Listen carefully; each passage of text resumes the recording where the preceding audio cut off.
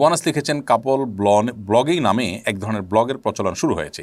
স্বামী স্ত্রীর পারস্পরিক খুনসুটি, ঘুরতে যাওয়া, খাওয়া দাওয়া করা সহ বিভিন্ন অ্যাক্টিভিটিস এর ভিডিও ধারণ করে ফেসবুক বা ইউটিউবে প্রচার করা হয়।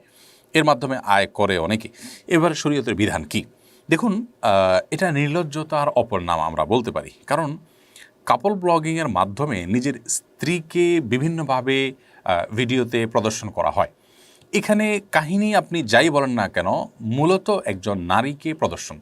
কারণ এখানে আপনি আপনার বন্ধুর সাথে কি করছেন না করছেন, একজন ছেলে আরেকজন ছেলে বন্ধু দুজন মিলে খাচ্ছেন বসছেন, সে বিষয়ে আপনি ভিডিও দিচ্ছেন না, এবং দিলেও সেটা পাবলিক খুব বেশি নিচ্ছে না, গ্রহণ করছে না বা খাচ্ছে না। তার মানে এখানে মূলত নারীর শরীর এবং নারীর সৌন্দর্যটা মূল, আপনি সেটাকে প্রদর্শন করছেন। এখানে মানুষ গল্পের ছলে, আপনার নানা কিছুর ছলে মূলত তাকে দেখছে এবং দেখে তাদের চোখের স্বাদ মেটাচ্ছে। আপনি সেটা করে উপার্জন করছেন সেখানে অ্যাডসেন্স করে। তো এটা নির্লজ্জতার অপর নাম ছাড়া কি হতে পারে? আমাদের রুচি নামতে নামতে এমন একটা পর্যায়ে চলে গেছে যে আমরা আসলে হিতাহিত জ্ঞান পর্যন্ত হারিয়ে ফেলেছি। আপনি আপনার স্ত্রীকে সাজিয়ে গুজিয়ে যখন কোনো ভিডিওতে প্রদর্শন করেন, এটা দেখে মানুষ কী চিন্তা করে? আপনি নিজে যখন অন্য কারোর সুন্দরী নারীকে দেখতে পান, বিশেষ করে যখন তাকে খোলামেলা পর্দাহীনভাবে দেখতে পান, তখন আপনার মনের মধ্যে কী চিন্তা আসে? আল্লাহর রহমতে এভাবে সৃষ্টি করেছেন, মানুষ আকর্ষণ হবে। মানে এইগুলোর প্রতি দুনিয়ার এই সমস্ত আল্লাহর সৃষ্টির প্রতি লোভ হওয়াটা এটা অস্বাভাবিক না, এটা স্বাভাবিক।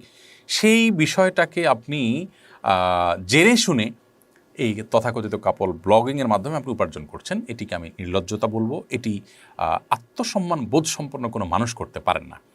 আপনি প্রথমত অ্যাডসেন্সের মাধ্যমে উপার্জন করলে সেখানে বৈধ অবৈধ মিউজিক ছাড়া বিভিন্ন রকমের অ্যাড আসার কারণে সেটা দৃষ্টিকোণ থেকে জায়েজ হয় না।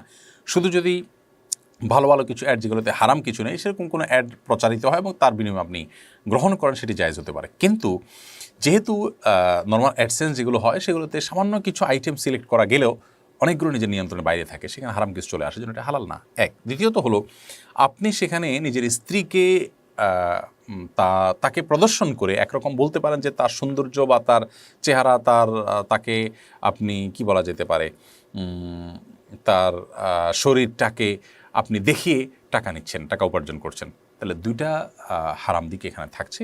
এবং হালাল হারাম সম্পর্কে যাদের খুব বেশি সচেতনতা নেই, ন্যূনতম কমন সেন্স এবং তাদের বিবেকের একটা জিজ্ঞাসা থাকা উচিত যে আমি এর মাধ্যমে আসলে কি করছি, হচ্ছেটা কি, মূল ঘটনাটা কি।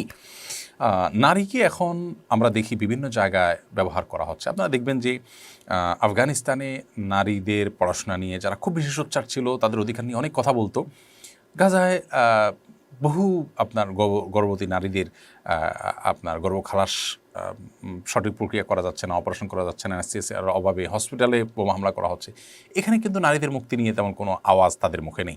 তো এই সমস্ত সভ্যতার ভেগদারি আপনার কপট এবং ভণ্ড মানুষগুলো, তারা কিন্তু আমাদেরকে অনবরত সবক শেখাতে থাকে। তারাই কিন্তু সমাজে নারীদেরকে এভাবে নানাভাবে প্রদর্শন করতে আমাদেরকে উৎসাহিত করেছে, এবং এগুলো আমাদের কাছে এখন আর কোনো দর্শনীয় মনে হয় না। একজন রুচিসম্পন্ন মানুষ এই কাপল ব্লগিংয়ের নামে নিজের স্ত্রীকে অন্যকে দেখবার সুযোগ করে দিবেন, তাকে নিয়ে বাজে চিন্তা করবার সুযোগ তৈরি করে দিবেন, এটা কখনোই হতে পারে না। শরিয়াত দৃষ্টিকোণ থেকে এখানে দুইটি বড় বড় হারাম এবং গুনাহের বিষয় আছে। আল্লাহ তাআলা আমাদেরকে বোধোদয় যেন হয় সে তৌফিক দান করুন।